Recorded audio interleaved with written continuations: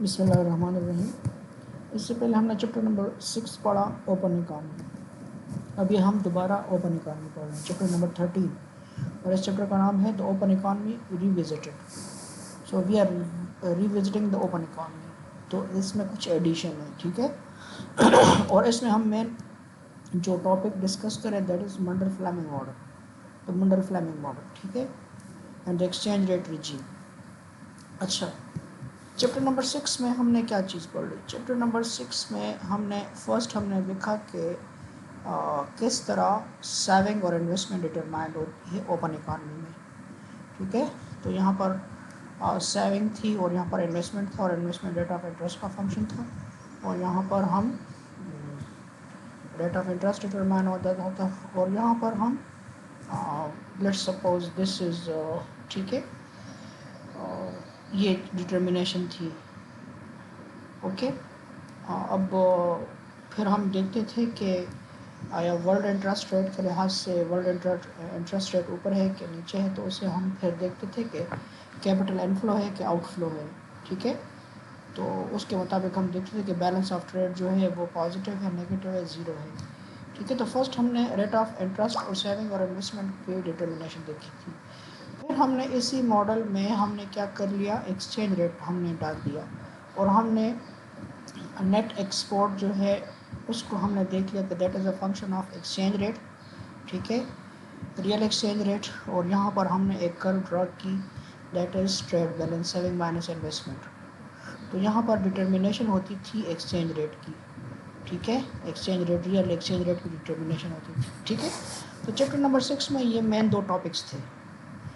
अब chapter number 13 में हम क्या पढ़ रहे हैं, मंडल फ्लेमिंग ने क्या किया आपको याद हो तो आई एस कर्व होता है, आई एस कर्व जो था गुड मार्केट इक्विलिब्रियम, ठीक है। If you remember I S curve जो होता है, this is I S curve, और यहाँ पर हमारे पास रेट ऑफ इंटरेस्ट, ठीक है, आर, और यहाँ पर हमारे पास नेशनल इनकम।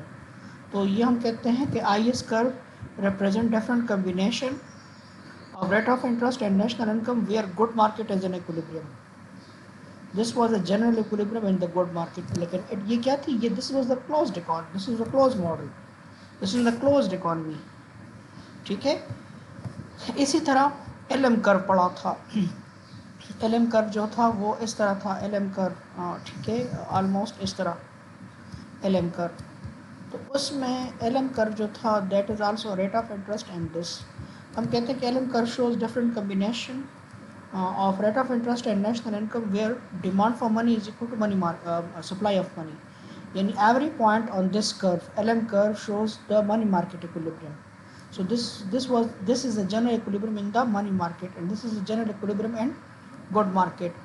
फिर जब हम क्या कर लेते थे, यहाँ पर दोनों को इकट्ठा करके जनरल इक्विलिब्रियम मालूम कर लेते I S and L M curve, तो यहाँ पर रेट ऑफ इंटरेस्ट और वाई की डिटर्मिनेशन हो जाती थी। फिर हम इससे एग्रीगेट डिमांड मालूम करते थे, ठीक है, हम इससे एग्रीगेट डिमांड मालूम करते थे। अब हम क्या करने जा रहे हैं, मंडल फ्लेमिंग ने ओपन इकॉनमी में एग्रीगेट डिमांड के एनालिसिस किए मंडल फ्लेमिंग में, क्योंकि इससे I S and L M curve से एग्रीगेट डिमांड निकलती है, ठीक है।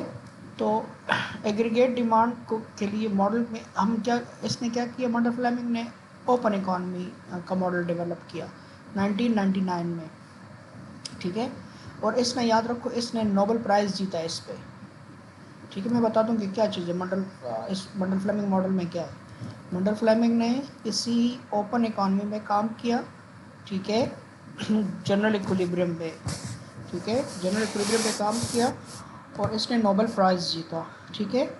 अब देखो इधर, अब यहाँ पर एजम्पशंस हैं कुछ, इसकी एजम्पशन है फिर बात बताते हैं, ठीक है। एजम्पशन क्या है द मंडल फ्लेमिंग मॉडल में, आपको बताता हूँ कि इसमें क्या है एजम्पशन। फर्स्ट एजम्पशन ये है कि the price level remain fixed, ठीक है। ये कहते हैं मनी मार्केट और गुड मार्केट में प्राइस लेवल फिक्स्ड होगा। शॉर्ट रन एनालिसिस है, परफेक्ट कैपिटल मोबिलिटी है, ठीक है। शॉर्ट रन और प्राइस लेवल तो चलो ठीक है, आसान है। परफेक्ट कैपिटल मोबिलिटी का मतलब ये होता है कि कोई रिस्ट्रिक्शंस नहीं है, कोई ट्रेड रिस्ट्रिक्शन नहीं है, इंटरनेशनल ट्रेड रिस्ट्रिक्शंस नहीं है, ठीक है। जिस मुल्क में आप पैसा ले जाना चाहते हैं, जहाँ पर आप जहाँ पर जिस इन्वेस्टर को फ़ायदा नज़र आता है वो अपना कैपिटल वहाँ पर लेके जाता है, ठीक है। जहाँ पर रेट ऑफ इंटरेस्ट ज़्यादा होगा लोग वहाँ पर जाएंगे, सही है। अच्छा जी, अब जब परफेक्ट कैपिटल मोबिलिटी होगी ना तो आपका local interest rate world interest rate के मुताबिक होगा। जब capital, let suppose a country है और बी कंट्री है, अगर बी कंट्री में रेट ऑफ इंटरेस्ट ज़्यादा होगा और ए में कम है तो लोग बी कंट्री में अपना कैपिटल लेके जाएंगे ताकि फ़ायदा होगा। तो ए में कम हो जाएगा, ठीक है, तो यहाँ पर भी रेट ऑफ इंटरेस्ट ज़्यादा हो जाएगा, ठीक है। और यहाँ चूँकि इंटरनेशनल या बी कंट्री जो है इधर कैपिटल मोबिलिटी ज़्यादा हो जाएगी तो यहाँ पर रेट ऑफ इंटरेस्ट कम हो जाएगा, या अगर कम नहीं भी होता तो यहाँ ज़्यादा हो जाएगा, तो ये दोनों इक्वल हो जाएंगे। तो चौथी एजम्पशन ये है कि रेट ऑफ इंटरेस्ट दोनों कंट्रीज में या ठीक है दोनों ममालिक में क्या हो जाते हैं, सेम हो जाते हैं। तो this is perfect capital mobility, ठीक है। सो यहाँ पर हम क्या यूज़ करते हैं, हम यूज़ करते हैं कि this is the local interest rate and this is the world interest rate, so both become same, ठीक है। परफेक्ट कैपिटल मोबिलिटी होगी ना तो ये दोनों क्या बन जाते हैं, सेम। अब मंडल फ्लेमिंग मॉडल में अक्सर क्या है, मैं हम डिराइव करूँगा, लेकिन याद रखो क्या चीज़ है मंडल फ्लेमिंग मॉडल में। आई एस कर्व जो था ना, आई एस कर्व सर, आई एस कर्व था ना, आई एस कर्व इस तरह था, यहाँ पर आर था और यहाँ वाई था। अब मंडल फ्लेमिंग ने क्या किया है, यहाँ पर उसने I S curve different combination किए हैं, ठीक है, of exchange rate and national income where good market is an equilibrium. Mundell Fleming model में तो Mundell Fleming I S curve, तो Mundell Fleming I S curve क्या शो करती है, it shows different combination of exchange rate and national income with good market as an equilibrium. इसी तरह Mundell Fleming का money market जो होगा वो इस तरह आएगा, ये आई एस कर्व है, वो एल एम कर्व इस तरह आता है, डिराइव करेंगे इंशाल्लाह। ई एक्सचेंज रेट और Y different combination of interest rate and national income where money market is an equilibrium, ठीक है। फिर दोनों को कंबाइन करेंगे तो जनरल इक्विलिब्रियम आएगा, ठीक है। मंडल फ्लेमिंग मॉडल क्या है, यूजुअली क्या है, ओपन इकोनॉमी है और ये रिलेशनशिप जाहिर करता है exchange rate and national income के बीच में, जहाँ पर गुड मार्केट इक्विलिब्रियम में होगी और मनी मार्केट इक्विलिब्रियम में होगी, ठीक है। अच्छा, तो the good market and I S curve, ठीक है। तो हम I S curve Mundell Fleming में डिराइव करते हैं, तो यहाँ पर यूजुअली वही इक्वेशन है कि Y is equal to C plus I plus G plus X minus M, ठीक है। अब यूजुअली सी को हम किस तरह लिखते हैं, सी को इस तरह लिखते हैं कि सी इज इक्वल टू, वही इक्वेशन हो जाएगी Y is equal to C किसके बराबर है, disposable income, Y minus taxes. और आई चूँकि किस चीज़ का फंक्शन है, रेट ऑफ इंटरेस्ट का फंक्शन है, जी एक्सोजेनस हो गया और एक्स माइनस एम को हम नेट एक्सपोर्ट लिखते हैं, और नेट एक्सपोर्ट किस चीज़ का फंक्शन है, नॉमिनल एक्सचेंज रेट का, ओके। अब यहाँ पर नॉमिनल एक्सचेंज रेट हम क्यों लिख रहे हैं, क्योंकि पहले हम रियल एक्सचेंज रेट लिखते थे, अब नॉमिनल एक्सचेंज रेट लिख रहे हैं। यहाँ पर चूँकि नॉमिनल एक्सचेंज रेट जो होता है रियल एक्सचेंज रेट बराबर होता है E into P divided by P asterisk, okay. So P is the domestic price and P steric is the international price। यहाँ पर हम कहते हैं कि प्राइस लेवल जो है वो डोमेस्टिक और एब्रॉड क्या रहता है, कांस्टेंट रहता है, ठीक है। तो जब ये कांस्टेंट रह गया, तो कांस्टेंट हो गया तो आपका हो गया real exchange rate is equal to nominal exchange rate, ठीक है। एक तो यहाँ पर ये एजम्पशन है कि nominal exchange rate and the real exchange rate remains same, ठीक है। तो अब यहाँ पर चूँकि मॉडल हमारे पास इस तरह बना सी वाई माइनस टी, और चूँकि यहाँ पर रेट ऑफ इंटरेस्ट का हम जिक्र कर रहे थे तो हम यहाँ पर स्टैरिक लिखेंगे। वजह क्या है, क्योंकि डोमेस्टिक और international rate of interest same हो जाते हैं, ठीक है। अच्छा, अब यहाँ पर मैं डिराइव कर रहा हूँ, देखो इधर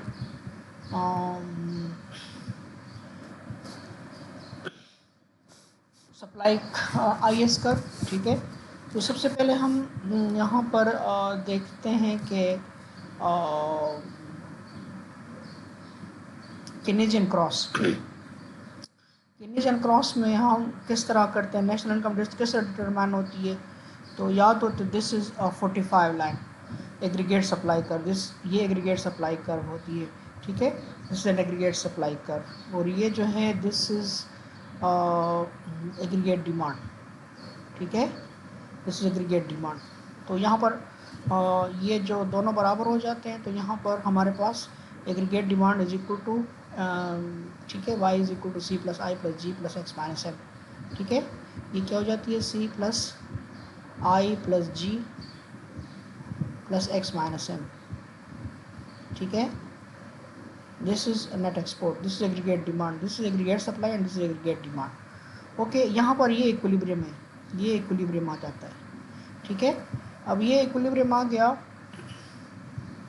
तो ये हमारे पास आ गया, this is y1, okay, this is y1, ये y1 इनकम बन जाती है। हम कहते हैं कि एग्रीगेट डिमांड एग्रीगेट सप्लाई के बराबर हो गई, तो यहाँ पर नेशनल इनकम डिटरमाइन हो गई y1, ओके। अब यहाँ पर इसी y1 को नीचे लेके आए, ठीक है, ये y1 नीचे आ जाती है, ये आपकी y1 हो गई, ठीक है। अब हम लेट सपोज करते हैं कि कोई भी यहाँ पर इस लेवल पर जब ये y1 होती है ना, तो कोई यहाँ पर क्या होता है, हमारे पास एक्सचेंज रेट होता है। लेट सपोज वो एक्सचेंज रेट E1 ले लेते हैं, आप कोई भी ले सकते हैं। लेट सपोज मैंने E1 यहाँ पर ले लिया, तो ये दोनों जो हैं इस पॉइंट पे, ठीक है। Let suppose this is A1 point, ठीक है, दिस इज स्टैंडर्ड कर लेते हैं, दिस इज A1 पॉइंट, ठीक है, ये A1 पॉइंट आ गया। अब इसी E1 पॉइंट पे, इसी E1 एक्सचेंज रेट पे, यहाँ पर जब एक्सचेंज रेट E1, अच्छा यहाँ पर ये वाला डायग्राम जो है ना, इसके एक्सिस पे नेशनल इनकम है नीचे, इन दोनों के एक्सिस पे वाई नेशनल इनकम है, ठीक है, और यहाँ पर एक्सचेंज रेट है। यहाँ पर एक्सचेंज रेट ये चैप्टर नंबर 6 में पढ़ा था, नेट एक्सपोर्ट, ओके। अब यहाँ पर लेट सपोज एक्सचेंज रेट जो E1 है, E1, ठीक है, E1 जो एक्सचेंज रेट है, ये जो E1 रेट डिटरमाइन हुआ था, लेकिन देखें एग्रीगेट डिमांड से एग्रीगेट सप्लाई से y1 डिटरमाइन हो गया, y1 नीचे आ गया। इसी के साथ कोई ना कोई एक्सचेंज रेट होगा नॉमिनल, और ये दोनों बराबर हैं रियल के। इसी एक्सचेंज रेट को मैं इधर लेके आया, ठीक है, E1 को। इसी पर कोई ना कोई यहाँ पर मैं अगर कर लूँ इस तरह, अगर मैं कर लूँ कि भाई इसी एक्सचेंज रेट पे, ठीक है, इसी एक्सचेंज रेट पे कोई क्या था, यहाँ पर कोई ना कोई नेट क्या कहते हैं इसको, नेट एक्सपोर्ट, ठीक है, नेट एक्सपोर्ट, लेट सपोज इतना नेट एक्सपोर्ट है, ठीक है, इतना नेट एक्सपोर्ट है, ओके। ये पॉइंट क्लियर हो गया। फिर बताता हूँ, देखिए इधर लेट सपोज करते हैं एग्रीगेट डिमांड एग्रीगेट सप्लाई बराबर है, ठीक है, इस केनेजियन क्रॉस पे, okay, y1 national income determine हो गई, और ये याद रखो ओपन इकॉनमी है, C plus I plus G plus X minus M, this is aggregate demand, sorry aggregate supply, this is aggregate demand, दोनों इक्वल हो जाते हैं, तो y1 नेशनल इनकम डिटरमाइन हो जाती है। इसी y1 level of national income पे कोई एक्सचेंज रेट है, दैट इज E1। इसी एक्सचेंज रेट पे जो हमारे पास नेट एक्सपोर्ट है, दैट इज़, ठीक है, ये वाला पॉइंट इस पे आ गया। Let suppose this is A1, this is B1 कर लें, ठीक है, इस B1 पॉइंट पे ये नेट एक्सपोर्ट इतने हैं। अब सपोज करते हैं, अब आ जाते हैं, हम कहते हैं लेट सपोज करते हैं, लेट सपोज वी से the exchange rate increases from E1 to E2, okay, let's suppose the exchange rate increases from E1 to E2, okay, E1 से E2 एक्सचेंज रेट बढ़ जाता है। लेट सपोज E2 हो गया, ये हो गया, तो जब एक्सचेंज रेट बढ़ गया, ठीक है, एक्सचेंज रेट बढ़ गया, तो जाहिर बात है क्या हो जाएगा, नेट एक्सपोर्ट कम हो जाएगा, ओके, नेट एक्सपोर्ट क्या हो जाएगा, कम हो जाएगा। वजह क्या है, व्हाट इज़ द रीज़न, हमने पिछले चैप्टर में पढ़ा था, what is the reason, reason क्या है मैं आप बता देता हूँ। देखो, जब एक्सचेंज रेट बढ़ जाता है, ओके, तो आपकी फॉरेन गुड्स क्या हो जाती हैं, सस्ती हो जाती हैं, डोमेस्टिक गुड्स क्या हो जाती हैं, महंगी हो जाती हैं। ठीक है ना। जब एक्सचेंज रेट बढ़ जाता है ना तो आपकी इंटरनेशनल गुड्स सस्ती होती है, तो जब सस्ती होती है तो इम्पोर्ट्स क्या हो जाएंगी, इंक्रीज़ कर जाएंगी, लोग फॉरेन गुड्स खरीदेंगे, डोमेस्टिक गुड्स महंगी होंगी, नहीं खरीदेंगे, तो आपकी एक्सपोर्ट कम हो जाएंगी। एक्सपोर्ट क्या हो जाएंगी, कम, इंपोर्ट बढ़ जाएंगी, एक्सपोर्ट कम हो जाएंगी। तो चूंकि x माइनस एम जो है, x minus M N X के बराबर होता है। ओके, तो देखो ना, ये चीज़ कम हो गई, ये चीज़ बढ़ गई, तो ज़ाहिर बात है आपका जवाब क्या आएगा, कम आएगा। ओके, आपका जवाब क्या आएगा, कम। अब यहाँ आ जाएं, Y C plus I plus G plus X minus M N N x.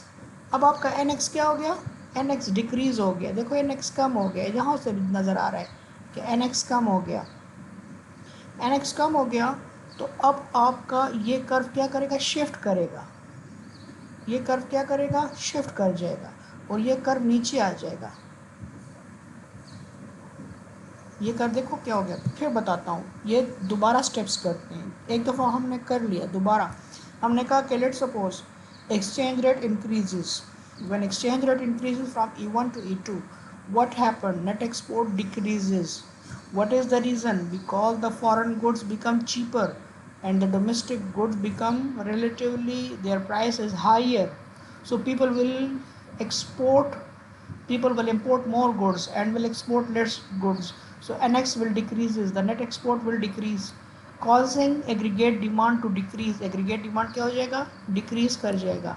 तो पहले हम यहाँ पर Keynesian क्रॉस था, let's suppose this is C and this is C1, this is C1, this is C2।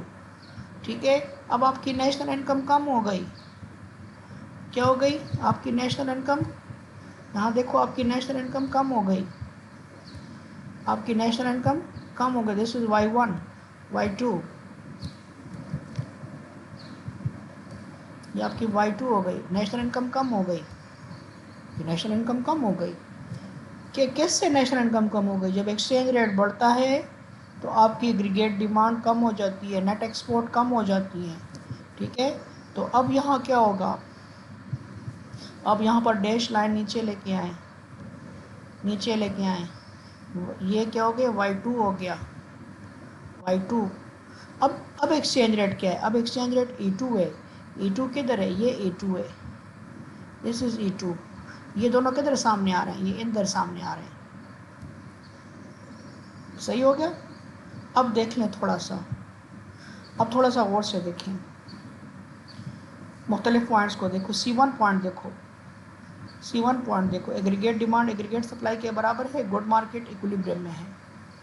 Okay, C1 point पे क्या है, aggregate demand equilibrium में है। हमें ये पॉइंट मिला, लेट्स, ये A1 पॉइंट है जहाँ पर एक्सचेंज रेट E1 है, Y1 है। सो A1 पॉइंट पे गुड मार्केट इक्विलिब्रियम में है, this is the combination of exchange rate and national income. ये कौन सा E1 और Y1 कौन सा कम्बिनेशन है, नेशनल इनकम का और एक्सचेंज रेट का, जहाँ गुड मार्केट इक्विलिब्रियम में है। ठीक है, A1 कौन सा पॉइंट है, ये नेशनल इनकम और एक्सचेंज रेट का वो पॉइंट है जहाँ गुड मार्केट इक्विलिब्रियम में है। फिर हमने कहा कि अगर एक्सचेंज रेट बढ़ जाता है तो आपका NX डिक्रीज़ हो जाएगा, जब NX डिक्रीज़ हो गए तो एग्रीगेट डिमांड कम हो गई, जब कम हो गई तो हमारा यहाँ पर एग्रीगेट डिमांड एग्रीगेट सप्लाई के मुताबिक यहाँ C2 पे इक्विलिब्रियम में हो गया, नेशनल इनकम डिक्रीज़ हो गई Y2।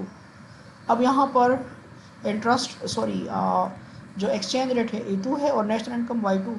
अब ये जो A2 पॉइंट है, A2 कौन सा पॉइंट है, A2 वो पॉइंट है जहाँ पर गुड मार्केट इक्विलिब्रियम में है। तो अगर हम A2 पॉइंट और A1 पॉइंट को आपस में मिलाएं, ठीक है, अगर हम इन पॉइंट्स को मिलाएं, ओके, इन पॉइंट्स को अगर हम आपस में मिलाएं तो इनको आपस में मिलाओ, ये पॉइंट आ गए, ये कर्व बन गई, इसको हम कहते हैं IS कर्व। क्या कहते हैं, IS कर्व। ये कर्व क्या शो करती है, IS curve shows different combination of